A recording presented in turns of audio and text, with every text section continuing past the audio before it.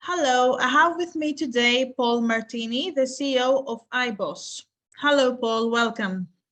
It's great to be here. Paul, can you tell me a bit about your background and involvement in cybersecurity? Yeah, absolutely. So I've been in the space for many years, over 20 years now, and basically my background's in both connectivity and security. So I've done anything from ASIC design, software design, large scale systems, and things of that nature. I hold over 200 patents, both in networking and cybersecurity. Mm-hmm. And what does IBOS do exactly? Yeah, it's pretty simple. This area is called zero trust, which is a really popular concept. So we like to call it a zero trust secure service edge. And the idea is that you put an airport security checkpoint in front of all of your applications. What we do is we serve as a cloud security service that sits in front of all of the data and applications that your company wants to protect.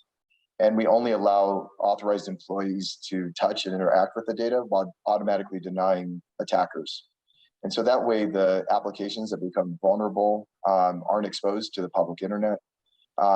Even if there's a risk of a breach or something like that, we're able to do continuous adaptive access, and then ensure that malware defense, DLP, CASB, all of these security functions are in place as employees interact with sensitive data and applications. Can you tell us a bit more about zero trust? Why is so important?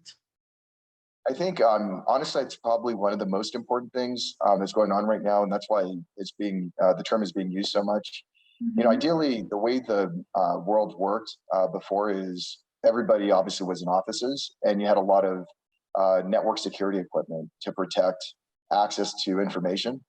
But with COVID and with the hybrid workforce and everybody working from everywhere, this idea that you should gain access to applications just because you're in the office automatically is just a really bad concept. And so what zero trust does is it changes to me, it's the equivalent of what Netflix did to movies, where you move from DVD players to cloud delivered, SaaS delivered security in the case for Netflix movies. But what this zero trust does is it says, why is it that an attacker can actually steal a login credential and use that credential to log into an application? How is it that they can get to the front door of that application to begin with? If software becomes vulnerable, why is it that the attacker has access to the software to begin with, right? But the real issue now is that applications live not only on-prem, they live in cloud and in SaaS. So the SaaS applications are publicly available and accessible from anywhere in the world, which means that the attackers can access those applications as well. So zero trust, what it does is it puts a checkpoint in front of those applications, making them absolutely private, so that there's no way you can even establish a connection to those applications unless you've been checked thoroughly and approved based off who you are, and then environmental factors as well.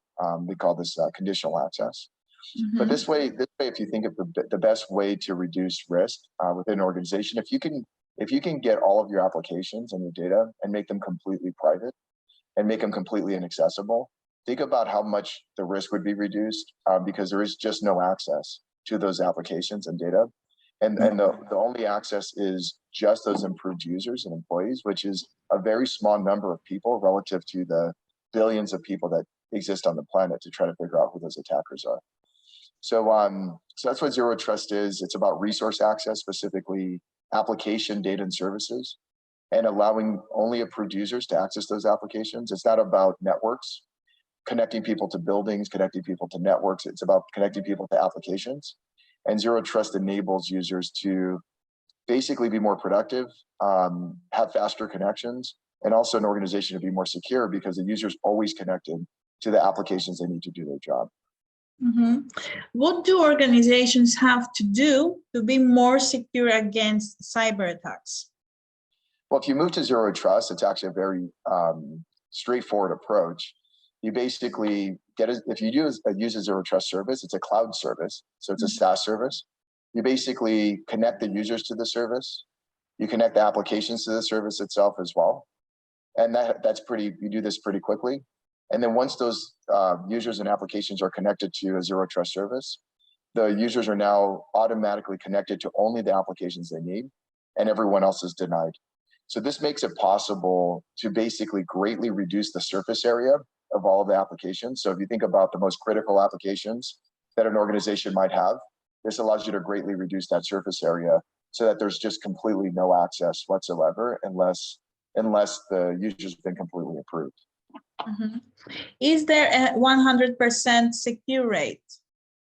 That's impossible. I mean, there's no such thing as 100% security, but I do think that there's some things that can reduce your risk substantially versus other things. So I think that the best way is to do the things that have the most return on investment in terms of your time, your effort, and the spend. And my opinion is, there's no better way to reduce your risk other than making applications completely private. Make them absolutely inaccessible so that if they become vulnerable, if an attacker tries to breach them, they just can't get to the front door of those applications to begin with. Mm-hmm. Give us some tips for everyday people. How can they prevent themselves from hacking?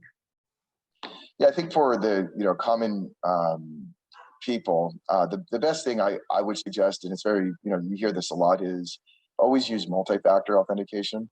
Mm-hmm. And basically every application, a few years ago that wasn't available for every application, but now it's available everywhere.